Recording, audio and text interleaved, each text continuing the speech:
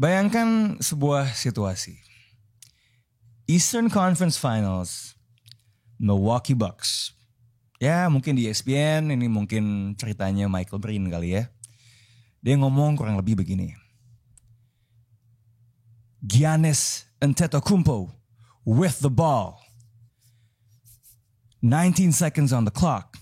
18, 17. Pick and roll. Penetrate. Kicks it out to Damian Lillard. He shoots a three. Bang! And the Bucks are down 21 to the Boston Celtics. NBA season preview, Central Division.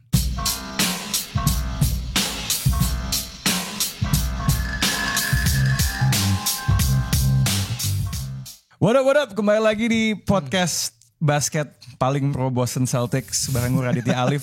Sama kemarin kalau Paul agak dipaksa jadi advokat, ini advokat utama Boston juara Abhindra Pradika. Olen. Ini kalau ngomongin kedua tim kan gue bilang kan di episode sebelumnya, lo nggak bisa ngomongin Boston tanpa ngomongin Milwaukee Bucks karena di satu tier. Nah hari ini kita akan mengulik sisi Milwaukee Bucks-nya. Gue tidak akan memaksa lu untuk mengambil posisi yang bukan posisi lo. So I'm gonna stick with the Bucks. But let's start there. Preview Central Division. Ngomongin soal Milwaukee. Kalau kita melihat rekornya musim lalu, it was first in the East. Ya, tapi dengan cederanya Giannis, dengan offense yang dipimpin oleh Jrue Holiday, kalah lawan Miami, dibully sama Jimmy Butler di first round dengan eksekusi offense yang berantakan. Kalau kita ngomongin soal key additionsnya, pelatihnya udah ganti, Adrian Griffin, datanglah Malik Beasley, yang dalam interview katanya ini akan menggantikan peran Jrue Holiday sebagai defender, dan kayaknya lo tidak setuju dengan itu. Brook Lopez mendapat privilege, gue nyebutnya privilege senasis Antetokounmpo karena saudaranya bergabung, Robin Lopez. Kemudian obviously Andre Jackson, and the big one Damian Lillard. Kehilangannya Jrue Holiday, Grayson Allen. Ya kalau menurut lo perimeter defense-nya Javon Carter ke Chicago Bulls. So, bisakah tanduk ofensif Giannis dan Dame menggantikan tameng Jrue Holiday yang hilang? Abhindra Pradika, waktu dan tempat saya persilakan. Tidak. Iya. Oh ya obvious lah defense gak bisa diganti lah. Tapi akumulasi dari offense-nya lah ya. Coba udah lu breakdown aja lah. I think it's just as simple as kalau misalnya offense ada hari di mana lu bau. Kalau defense kan semangat akan selalu tetap ada dong harusnya. Semangat akan tetap ada. Kan defense 50% lu kayak oke, semangat nih gue mau gerak gitu. Jadi menurut gue sih karena hal itu. Jadi Damian Lillard juga akan lebih bersemangat dong kalau gitu. No, that's the point gitu. Jadi kesannya Jrue Holiday itu semangat dong. Semangat banget. Oh oke, baik. Tapi maksud gue adalah kayak that's agak ini sih kayak if you bank on offense to win the championship it's gonna be hard. Denver Nuggets okay. Yeah, they have AG and KCP man. Okay, but still it was the offense that carried them. Nikola Jokic 30 kaki dari ring. Ada tangannya Anthony Davis di depannya, boom masuk. LeBron James saja sampai angkat topi, masa Abhindra Pradika enggak? Oh no, that's because you're not wearing a hat. That's why. The stops they got to put them in that situation. Okay. That's tricky. But anyways like dan offense Jrue Holiday agak stop di playoff tahun lalu. Oh yeah, true. But I mean like in the championship run, it was their defense that actually pulled them through. Yeah, but in the runs where they did not win the championship, it was their really offense yang meltdown. So I think sebenarnya point to evens out. Apa yang membuat lu percaya bahwa ini akan terus wangi selama 100%? Kalau misal offense akan ada baunya, it's gonna be like that as well dengan adanya Dame ya. Kayak Jrue Holiday bisa bau, yes.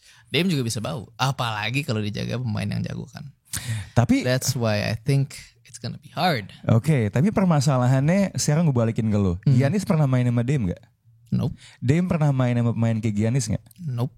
Udah lihat space-nya ketika ada pick and roll gak? Kayak apaan? I think gue bisa nonton sama Parama highlight waktu lawan Lakers. Lawan Lakers, yes. Yeah. And I think it's good. Tapi again, this is the Lakers. They don't have someone that can nempel Dame sebagus itu. But when you get to like the East, you sift down, lu lihat kayak beberapa perimeter defender lah, point of attack defender yang di contender You got Drew on the Celtics, Patrick Beverley and Danny Green, the Sixers. I mean, not saying Danny Green can stop, but you can Pat put Bev bodies. and Danny Green. Yeah.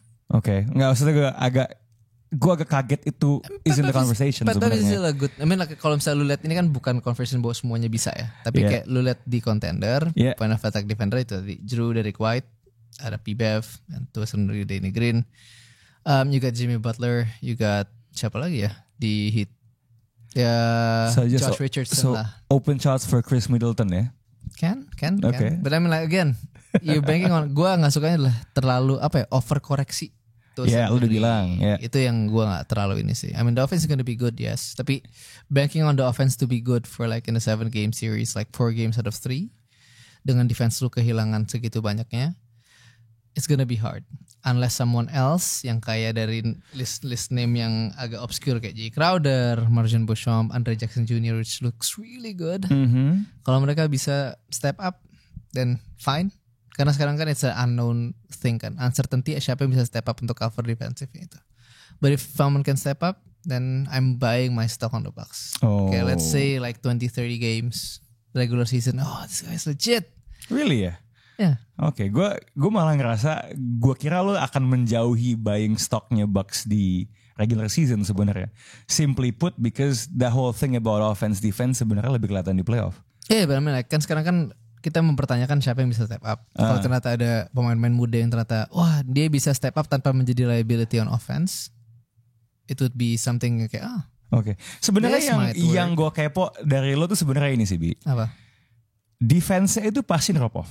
Pasti. Ya. Itu we're on the same page kalau soal itu ya. Cuman tim ini bahkan sebelum ada Jrue Holiday ya. And this is also betapa gue nge-value-nya Jrue Holiday ya. They were already a good team defensively. Terlepas dari lu mau ngomong skema atau apaan. Sejak coach yang sebelumnya ada di Bucks, they were always a good team defensively. Itulah yang membuat gue tidak Mike Bud. Oh, oke. Ya gitu. Cuman jadi itulah yang bikin gue percaya drop off-nya pasti ada ya. But I don't think it's that much. Dan yang gue pertanyakan ya, kembali lagi nih kita ngomongin kita kayaknya akan ngomongin Boston sama Bucks nih kayak Naruto sama Sasuke sebenarnya. Kayak dua-duanya tuh nggak bisa lo lepasin ya. It's still a very elite team defensively dan on the offensive side gini deh. Dulu Boston itu bisa switch everything kalau dia main lawan Giannis. Okay. Because lo punya Grant Williams dan lo punya lo punya Time Lord yang nge-quarterback di belakang ya. Nah Porzingis pasti pertanyaannya banyak lah. Oke lah dia satu stat yang bakal gue lempar ke lo adalah Porzingis itu was the 4th best defender in the NBA dalam ngejaga pick and roll sebenarnya. Yeah, so I'll give that to you. But let's just say even Boston is siap to let Giannis cook ya. I do not like defensive Boston lawan Giannis. Ini tuh jauh lebih tipis dibanding sebelumnya. Dan kalau kita berkaca ke playoff di tahun 2022 di mana Bucks, they had Drew. They did not have Chris Middleton and that was a big difference. That's a big Giannis difference. averaged 30 something against the Celtics. Nggak sehat. I mean Middleton tahunnya juga nggak sehat. That's gitu. also a factor. Tapi on that note ya. Okay, you got past the Boston Celtics. Yeah. Is that enough?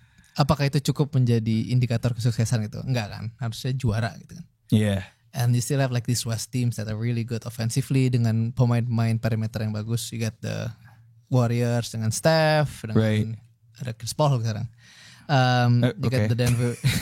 Oke, dengan baik. Denver dengan Jamal Murray yang terbilang Jokic dan kawan-kawan. So basically kayak why Coach Bud, why Bucks di zaman Coach Bud itu bagus karena emang skemanya jalan gitu loh. Yeah. Kayak to play drop with Brook Lopez yang benar-benar bagus banget. Lu butuh Jrue Holiday yang bisa ngelewatin screen terus recover ke ball handler dengan waktu yang cepat kan. And just missing that equation, I don't know how would they deploy Brook now on defense kalau misalnya emang gak bisa drop. Kalau dia harus kepaksa nge-hedge, waktu lawan Nets tuh sempat beberapa kali tuh dipaksa. Jadi they did a screen before. Ini lawan Nets kapan by the way? Lawan Nets yang ada KD. Okay. Itu berkali-kali Brook itu diajak keluar sama KD, and it's like really easy for the Nets to penetrate kan. Kalau Brooknya sampai harus ketarik keluar, elemen lebih agresif daripada main di drop Dan itulah karena kalau nggak ada Jrue sekarang, I don't think they can play the drop as well. And I think that's something yang akan slowly unraveling this team aja sih. From like yeah, but to that point ya, gini, it's like kalau misalnya ada Jrue ya, defense-nya itu kalau misalnya daging wagyu tuh A5 buat gue. Yeah, like the highest of the highest grade ya.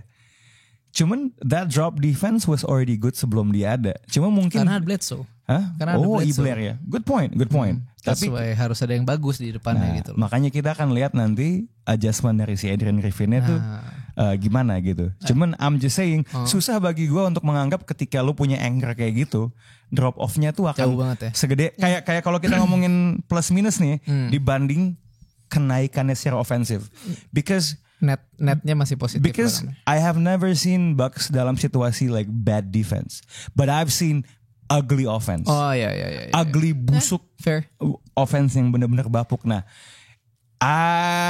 pick and roll Giannis sama Dame nih, I haven't seen kayak unstoppable. Kayak karena mungkin sample size. Kalau dari sample size pre-game lawan Lakers sih masalahnya tadi Dame agak bau aja. But that helps your point a bit. Dame having an off day gitu. But you would die. I would die on a hill Dame having a bad day but he's having good looks. Karena sebenarnya yang menjadi barnya itu gitu. Satu hal yang again untuk bisa membuat gue beli mid season stocknya Bucks. Karena Adrian Griffin ini sangat-sangat bagus dalam developing players. Jimmy Butler itu jadi Jimmy Butler karena Adrian Griffin waktu di Bulls. Kalau dia bisa menyulap again those names, young names, Marjon Beauchamp, Andre Jackson, jadi kayak naik dikit aja gitu. Kayak Jimmy on his rookie season. This Bucks team looks good. Sebenarnya dari sampel size lawan Lakers ya di hari dimana podcast ini diambil, yang menarik adalah set offense lumayan banyak ya. There was handoff Dan sebenarnya kalau kita ngomongin kebutuhannya Bucks, I think from a tactical standpoint it's the variety of offense. And sprinkling in Giannis post-ups. Iya. Giannis on the elbow, Giannis on the block gitu. Walaupun travel terus ya parah. Sebenarnya si Jamie Cullum itu di podcastnya ngasih poin yang bagus. Pick and roll Dame ini akan mengakibatkan defense lawan tuh selalu dalam situasi rotasi. Dan ketika lo bisa menggoyangkan lawan setiap saat that means the offense is doing its job. Dan satu hal lagi, jangan remehkan kalau kita ngomongin offense-nya Bucks, bukan cuman pelatih Adrian Griffin, but it's also Terry Stotts. Hubungan yang baik dengan Damian Lillard. Dan kedua, gak bisa dipungkiri tim Portland dengan tandemnya Dame itu seorang CJ McCollum itu biasanya we're always top 10 in offense.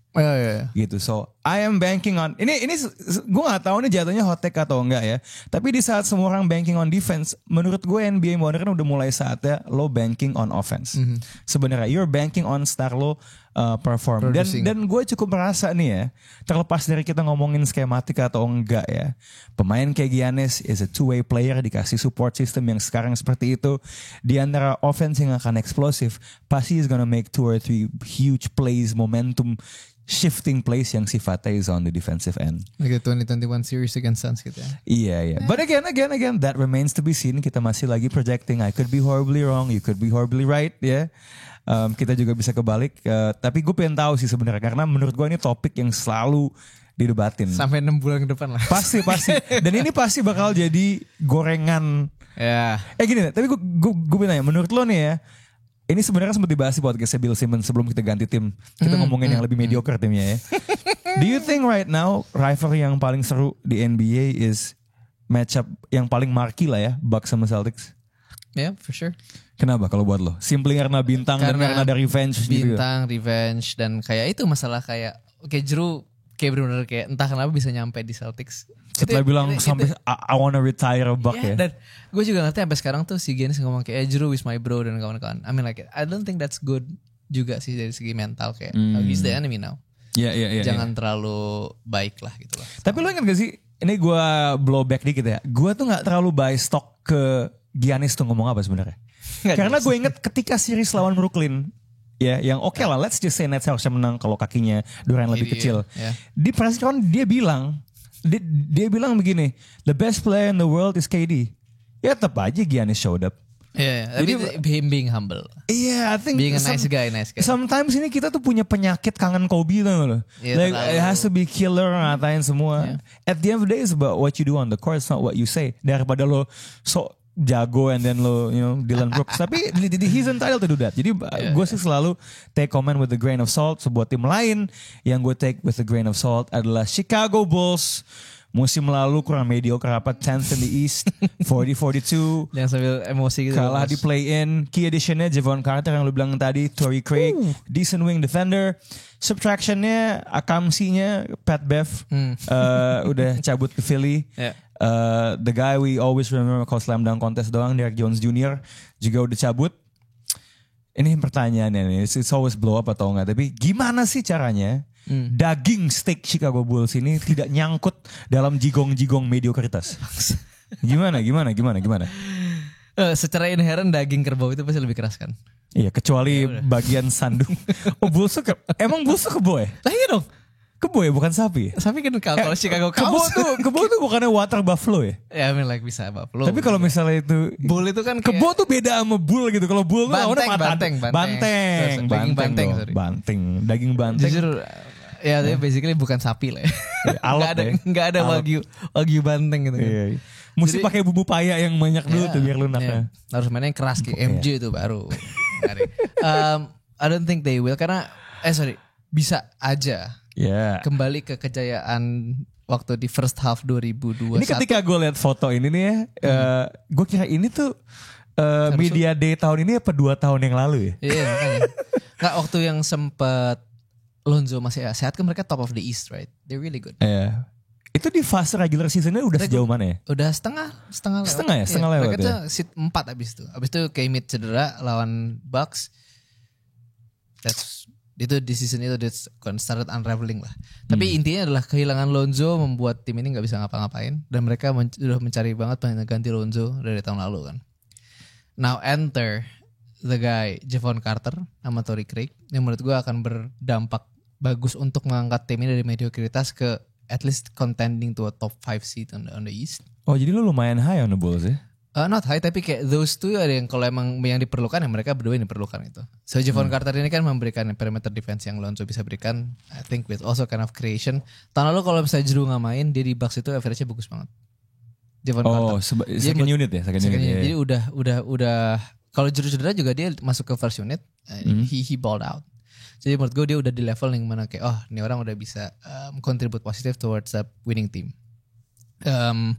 Lalu Torrey Craig ini yang menurut gue penting karena Torrey Craig itu veteran dan di mereka tuh butuh veteran yang bisa nge-guide Patrick Williams yang selalu ditunggu kayak ini kapan Patrick Williams datang nih, when he will show up. Offensively is solid, defensively is really good, tapi they need him to make that Kawhi-esque leap kayak waktu 2012 ke 13 tuh yang pas Kawhi udah mulai naik, udah mulai bikin defense lawan gak bisa kayak let's just leave him. Udah gak bisa di-cheat gitu ya? Gak bisa di-cheat. Dan menurut gue Torrey Craig can play a good role in that kayak giving pattern leadership. Karena selama ini gak ada kan. Kayak Derek Jones Jr. kayak fuck Derek Jones Jr. Jadi dalam kata lain lo lagi bilang Pat Williams ini harus latihan corner and three banyak mungkin ya? Corner three dulu sebanyak. Tapi just like lebih kayak Mikal Bridges lah. Kayak beraniin if the corner three isn't there. Atau kayak lo kena close out. Drive inside. Mid-range pull up. He has the tools to do it. Dan kalau misalnya dia bisa develop that Kawhi-esque, I think they might have that, spice to make noise in the East. Really? Tapi matchup tim ini melawan tim yang punya bigs yang bagus tuh gimana? I mean you got Vooch obviously. Cuman Vooch on defense tapi Drummond masih relevan gak sih di NBA zaman sekarang? He's still the best rebounder in the league for my end. Oh interesting, okay. Jadi kayak, tapi ya maksud gue untuk lo mainin 10 to 15 minutes itu lebih dari cukup.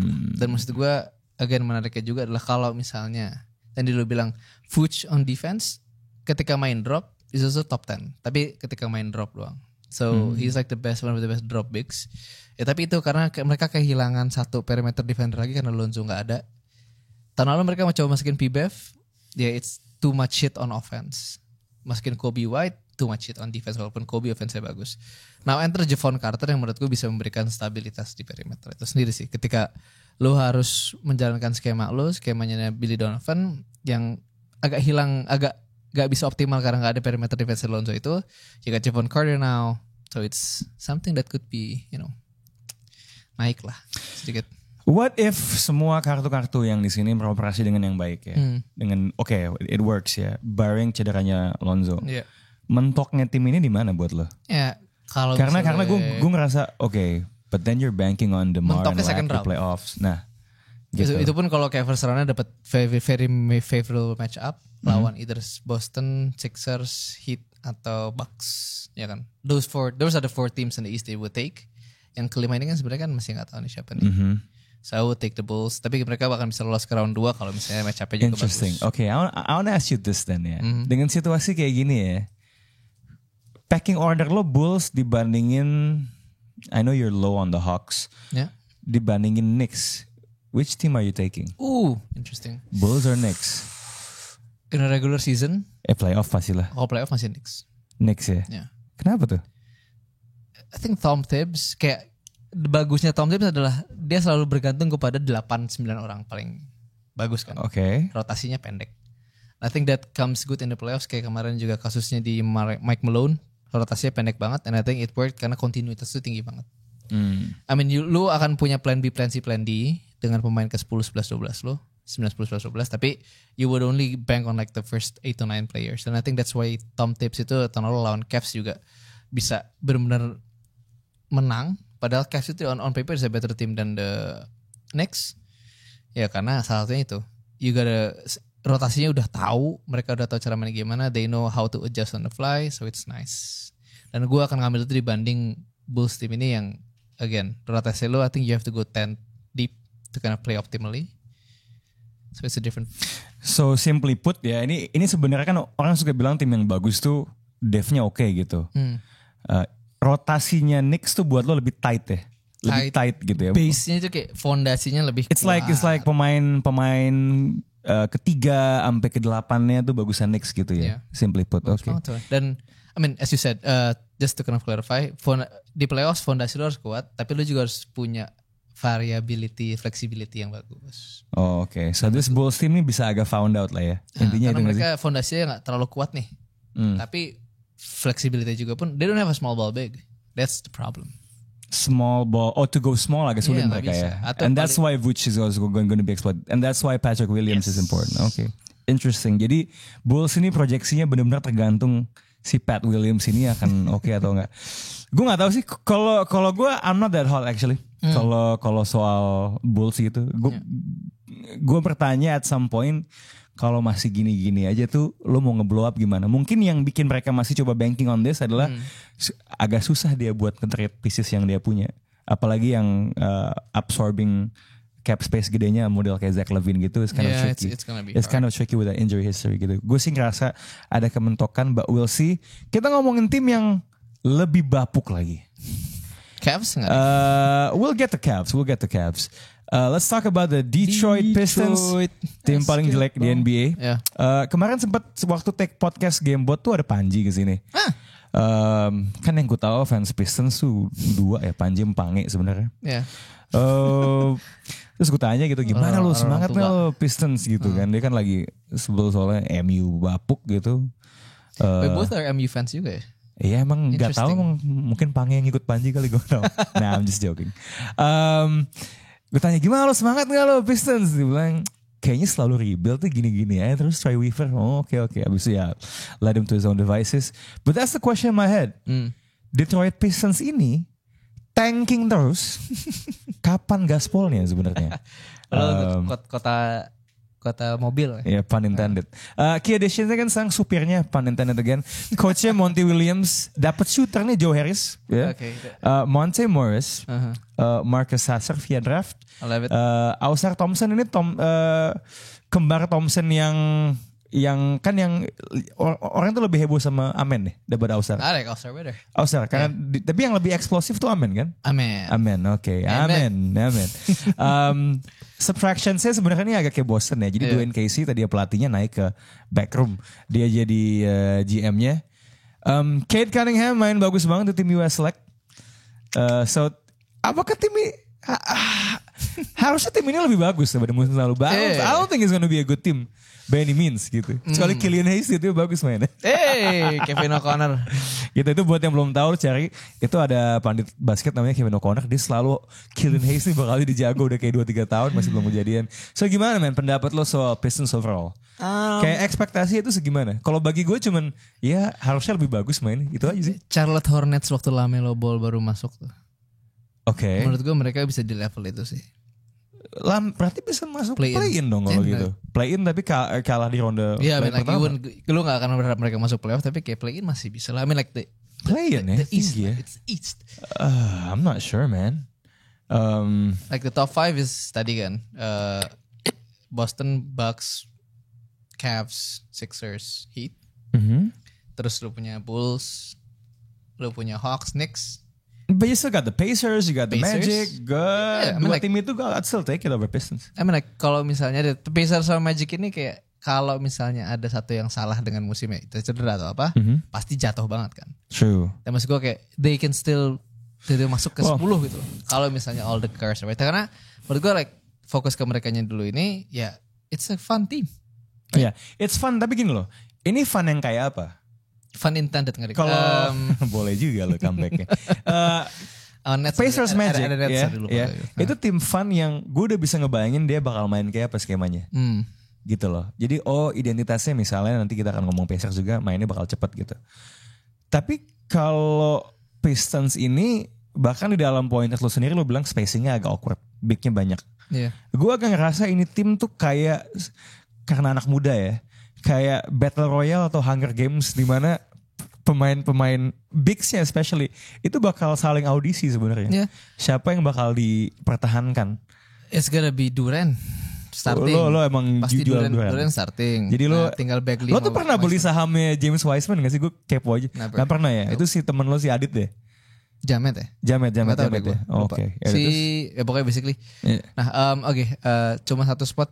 Karena gue lupa masukin Nets tadi. So basically Nets sampai tim ke-9, tim ke-10 ini gak tahu kan siapa masuk play-in kan. Iya. Yeah. Dan menurut gue yang mereka lebih bagus dari Magic sama apa namanya itu? Pacers itu defense-nya kayak lebih mengerikan, lebih physical aja sih. Oh, sesuai dengan identitas Detroit ya. Bad boys. Ya, you get Jason Ivey up front, lu punya Ausar, lu punya Jalen Duren, lu punya Isaiah Stewart, lu punya James Wiseman. Right? Those players menurut gue are really good physical players yang kalau misalnya mereka bisa benar-benar buy into that identity, bisa jadi kayak tapi sebenarnya like dengan ada Monty Williams, what is the identity of this team? Karena identitas tergantung pelatihnya kan. Harusnya sih dengan waktu itu ya dia di Suns bubble gitu loh. Kayak Cade can feel that Booker role. Right? Terus lu nemuin Mikal, Cam, Aiton, like those kind of young players yang mau do the dirty work and kind of buy into the coach, kayak die for you on the field. And the campaigns of the world waktu itu di bubble, menurut gue that kind of ada similar karakteristik dengan tim Suns kayak waktu itu. Walaupun Kate belum di level Booker ya, tapi kayak small pieces. It's gonna be interesting if what Monty can do, dan if what we know Monty can do with a young team adalah kayak dia mau meras semua intisari yang ada di yang tim itu untuk mendapatkan hasil positif di ini sih. Ya, I mean itu kembali ke timeline juga. I think Monty itu selalu bisa nge-upskill istilahnya. He can develop players. Sistemnya, gue gak tahu apakah ini apple to apple ya. Karena Suns was a very half court team ya. But then again lo punya Chris Paul. Mungkin sebenarnya kalau lo ngomongin soal Cade Cunningham, yang dia lakukan adalah kompositnya Devin Booker dan Chris Paul. Because I think he's more of a playmaker dibandingin the Suns before Devin. CP3 come in, like di bubble.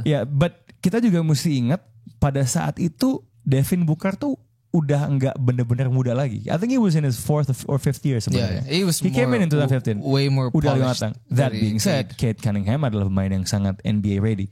Buat gue sebenarnya it's growing pains. It could have an upside kayak yang lo bilang tadi, but at the moment gue masih ngelihat ini masih butuh proses yang lebih lama lagi, like one more round sebelum gue cukup pede untuk bilang dia akan break out. But I do expect Cade Cunningham to be putting up all-star numbers, knocking on the door. Knocking on the door. Tapi yang satu PR mereka musim ini ya, mereka tuh masih ada Joe Harris, ada Monte Morris. kayak those kind of veteran sama players. si Bogi. Ada Bogi. Jadi menurut gue sih I think you need to move them at some point. Pasti. Daripada kabur ke free agency, get two more first round picks. Dan itu jadi PR mereka sih kayak growing pains. Jangan sampai lu mainin these veterans ahead of the youngsters. For sure. Dan menurut gue menjaga balance itu juga. Orientasi pada proses itu juga yang sebenarnya akan bikin tim ini masih belum kalau buat gue. Masih belum. Nah, ini ngomongin belum atau enggak, let's talk about the Cavs. Musim lalu oke banget di regular season, 4th, 51 and 31. Key addition-nya dapetin Max Truss, Georges Niang, si bapak-bapak. Nah, ini yang menarik ya, Emoni Bates, yang kalau lo lihat di YouTube 3-4 tahun yang lalu, orang Next tuh ngira, KD. it was gonna be Chet against Emoni. Sampai he had like a bad season, had a bit of trouble, pindah kampus ya. Terus wingspan-nya ternyata tangannya pendek. Negatif. Key subtraction-nya Sadie Osman. So, ini kan sebenarnya Cavs ini terus berprogresi ya dari musim ke musim. Jadi Cavaliers kan kayak pendekar gitu kan. Nah, pedangnya Cavs ini tuh beneran besi. Cavs ini beneran jago. Atau sebenarnya tumpul, ini plastik. Mana yang bakal kelihatan di NBA musim ini, khususnya di playoffs? Tahun lalu sih kelihatannya tumpul ya. I mean, mereka itu kalah lawan Knicks bener kayak kalah physicality lah. I think dari 4-1 kan kalahnya ya. Terus bener out rebounded. Mitch Robinson punking on, bener kayak ngebully Jared Allen. Evan Mobley was also kind of untuk tim yang main 2 big dan lo kalah rebound segila itu sama Knicks sama Josh Hart. It's just menurut gue ya tahun lalu kelihatan tumpul. Tapi ada juga sebuah predicament di mana lo mikir mereka tumpul karena they don't have enough shooters. Enter Max Truss, enter Georges Niang, look at those white boys. White yang paling kiri siapa sih? Sam Merrill. Oke. Gue juga gak ngerti kenapa gue tahu sih. It's like Sam Merrill. Shooternya makin banyak. With playoff experience juga, veteran leadership. Niang udah main berkali-kali di Jazz, di Sixers. Terus udah tahu that Miami Heat culture, winning culture. Menurut gue sih bisa lah untuk mereka melangkah lebih jauh. I actually forgot to say Cavs ketika lagi ngebahas Bulls, but I think Cavs ini regular season akan solid because we know Donovan Mitchell is a really good player. In the regular season juga ada Evan Mobley is gonna take that another step. Iya, tajam sih menurut gue. Akan lebih tajam dari musim lalu. Gue sih ekspektasi progres ya. Walaupun pasti. Di dalam pointer lo juga bilang apakah harusnya ada satu enforcer ya. Mungkin ini karena lo lagi melihat series lawan Knicks, right? Sebenarnya yang dibutuhin itu bukan yang tinggi ya, yang tebel ya. Yang tebel bro. Yang tebel gitu. I think this team's like too, thin gitu kan. Si Evan Mobley belum bertambah ya. Belum ada. Nah cuman ini sih law of progress aja. Sebenarnya regular season tuh memang bisa membutakan ya. Tapi kan kenyataannya musim lalu tim ini sebenarnya ada progresinya. Gitu dibandingin musim sebelumnya gitu. Oh ya granted ada Donovan Williams lah ya harusnya. Donovan Mitchell. Donovan Williams siapa coba? Donovan Mitchell gitu. Donovan McNabb. Oh enggak. Gue tahu itu karena gue ngegabungin Donovan Mitchell sama Grant Williams gitu. Ya. Gue sih expect. Will be an awesome combo tuh. Gue tuh expect progress dan menurut gue harusnya ekspektasi tim ini adalah conference semifinals at least ya. Kalau enggak then something is not working right. Dan mungkin juga karena gue ngelihat Isni sedikit nggak stabil kali ya dibandingin musim lalu kan. Top heavy. Dan maksudnya kita belum tahu Sixers tuh akan kayak apa. Right? Apakah sebenarnya permasalahan Harden bakal bikin mereka lebih lancar atau tidak gitu. Kemudian juga Heat, we can never discount the Heat. Tapi kenyataannya adalah di dalam ammunition race ini mereka tidak menambah kekuatan yang sebegininya. So I think sebenarnya kesempatan itu ada bagi Cavs untuk ya semakin berprogres. Dan kalau tim ini sebenarnya main di level yang paling optimal, this is a scary team. Scary man. A scary team. Ngomongin soal bigs yang besar, harusnya kan sebenarnya kan yang terjadi lawan Knicks di playoff musim lalu adalah kok tim yang gede malah nggak bisa rebound gitu. Itu sesuatu yang menurut gue with the right attitude, with the right mentality harusnya tuh bisa fixable. With the right I expect Darius Garland untuk bisa semakin bagus. I mean, lah Donovan Mitchell let's just say mentok gitu. Tapi kalau Darius Garland bisa berprogresi terus dan memenuhi potensinya. Dan Donovan Mitchell tidak pernah main dengan backcourt partner yang selevel itu. Sebenarnya. I'm throw you this. Apa? Garland itu sekarang, karena kita selalu tahu kan kalau Mitchell mentok di Jazz, Conley was there to bail him out kadang-kadang. Tapi Conley doesn't have that, yang kayak benar-benar sampai jadi superstar. Is Garland already better than Conley when he was in Utah? Untuk masalah elevating. Interesting. Kalau iya, then I think by the numbers, again, gue nggak ada basketball reference di depan gue. But by the numbers, harusnya sih dugaan gue sih, if we're talking about upside, for sure. For sure, walaupun Michael Conley, ya sebenarnya kan Michael Conley yang di Utah tuh bukan, gue lupa apakah amat, ya tapi numbersnya bukan career best kan? No. Atau malah that was the pandemic season soalnya bubble. Conley itu lebih ke arah kayak game manager, stabilizer. Gini deh, gue akan bilang without going into numbers atau apa, gue akan bilang Draymond Green ditanya dia paling benci ngejaga siapa. Dia bilang Darius Garland. I hate playing against him. Ada chess match-nya, ada IQ-nya, and also tipikalnya, and a skill gitu. Jadi dan secara timeline juga sih. Then again, the pressure is on Donovan Mitchell sebenarnya kan dia menolak extension kan. Is he gonna be on the move? Yeah. Is there a way misalnya musim depan LeBron comes back, LeBron nikah, nggak tahu gitu. Cuman, tapi menurut gue harusnya you can get something decent untuk menggantikan Donovan Mitchell, entah through a trade or maybe kalau he goes gitu, with all of that cap space lah gitu. Maksudnya building blocks-nya ada gitu buat Cavs. Terus kayak dapetin kayak Niang terus, dan gue juga lupa ngomong, mereka dapetin Tristan Thompson, veteran. I have been with a Kardashian gitu. Pep talk gitu. You think playing basketball is hard? Try marrying a Kardashian. But anyways, menurut gue bisa lebih lah. Harusnya bisa lebih lah musim. Harusnya ada progresi gitu. Just to shake things up in the East juga. Nah, terakhir gue akan paling subjektif di sini. Oh, udah terakhir ya? The Indiana Pacers. Musim lalu 11th, 35 and 47. Key addition-nya dapat pemain yang menurut lo paling valuable di backcourtnya juara, Bruce Brown walaupun cuma setahun, Ben Shepherd via draft, Jarace Walker via draft, very athletic, Obi Toppin. Jadi kita akan lihat East Bay dunk ya, yang menghibur penonton Midwest ya. Dia feeling gue dia bakal ikut dunk contest lagi karena All Star-nya bakal di Indiana. Musim ini key subtraction-nya sebenarnya pemain yang gue lumayan suka sih, Chris Duarte. Tapi mungkin juga masanya udah nggak cocok gitu, mungkin dia emang butuh main sama Sabonis di Kings, lepas ke Kings. Salah saingan sama Maturin lah. So mainnya kan cepet ya, kelihatannya cepet ya, sesuai dengan namanya Pacers karena ada Indy 500. Akankah gaya main ngebutnya Indiana Pacers berujung dengan finish pole position di garis playoffs?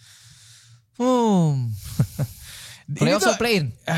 Play-in sih bagi gue ekspektasi minimum, but they can knock on the door. Susahnya akan ada di play-in game menurut gue sebenarnya.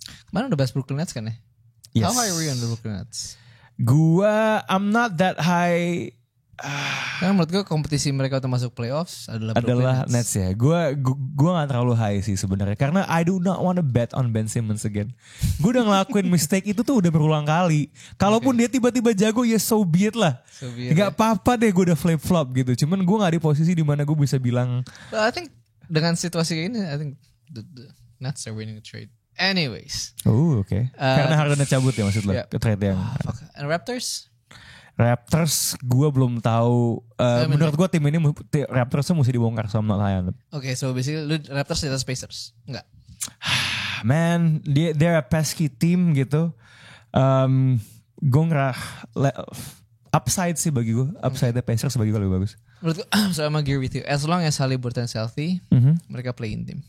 Okay. Karena I think they're just too good. Tahun ini lebih stabil to a certain degree. Buddy Hield itu sebenarnya jago banget loh. Oh ya, main di Pacers sekarang nih ya. Lebih nyala dibanding waktu di Kings. Kayaknya sih skemanya Carlisle itu benar-benar sangat-sangat mengakomodir skill set ya. Dan lu akhirnya punya pemain power forward yang mumpuni. Enggak yang kayak waktu itu Miles Turner, Domantas Sabonis nanggung siapa yang mau main 4-5. Maksudnya gini, Miles Turnernya tuh harus mengurangi beberapa elemen permainannya untuk mengakomodasi Sabonis dalam versi yang paling optimal ya. But the combination of the two was less than the sum of its parts. Nah, sekarang lu punya, dan tahun lalu kelihatan banget kan ketika ini gue lagi buka statsnya. Ketika Sabonis cabut, Turner numbers are really really good.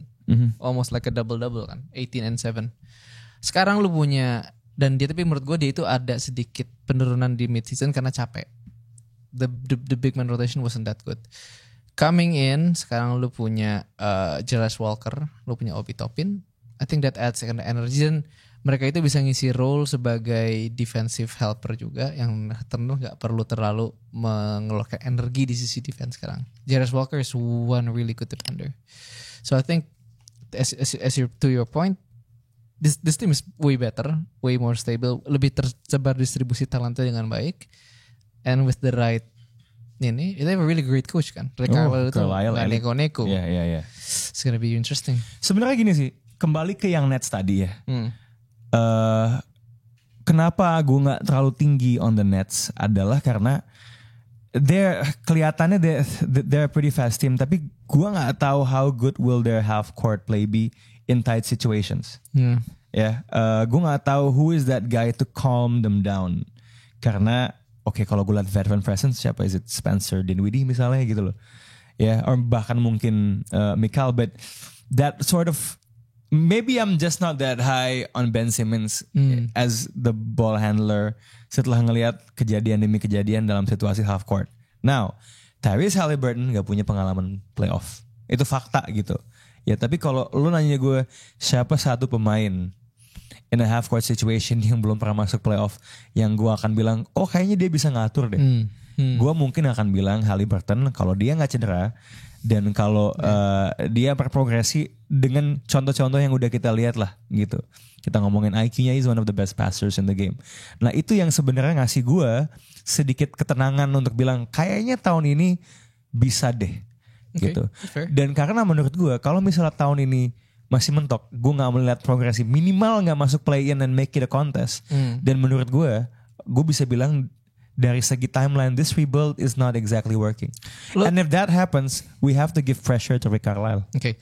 Do you know, tahun lalu, waktu Haliburton sehat, sampai game I think Januari awal tuh ya, rekor Pacers itu 23-18.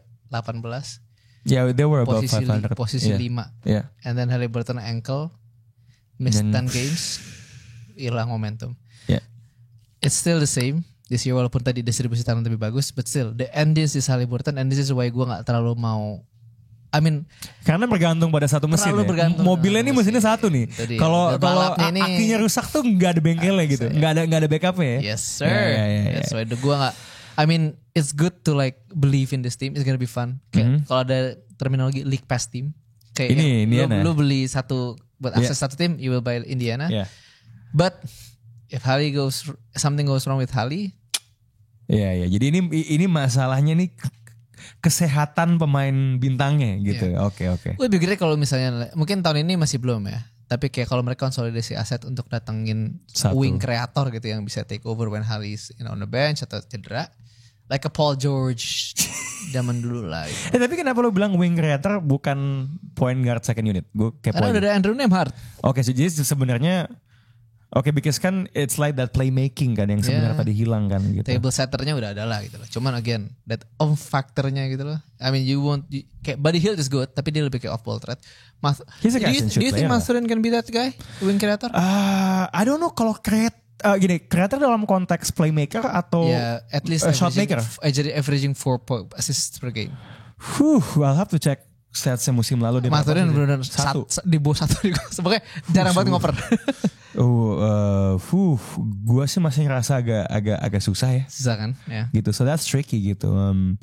I think kehilangan playmakingnya sih sebenarnya yang bakal jadi sebuah gangguan, dan I wanna see gimana Rick Carlisle menanggulangi itu sebenarnya. Gitu loh. Kalau dia punya unit ya. Yang kayak wing, another creator on the perimeter, like the factor. So, lo tau gak sih satu pemain yang selalu dikaitin sama Pacers tapi belum pindah-pindah. Tapi kayaknya dia dikaitin sama semua tim. Gordon Hayward. Bukan. I would take him. Pulang kampung ke Indiana.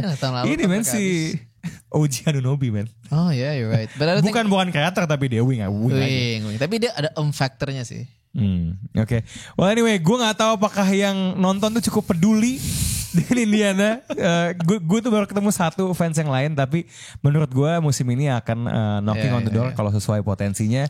Demikian preview buat Central Division. Kasih komen di bawah, kira-kira lo setuju atau enggak? Are we too high on some teams?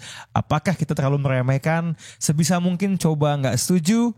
Jangan lupa juga buat like and comment dan pasti subscribe di channel Box ID. This is Box Out and we are out, but we will be back with tinggal 2 preview divisi lainnya.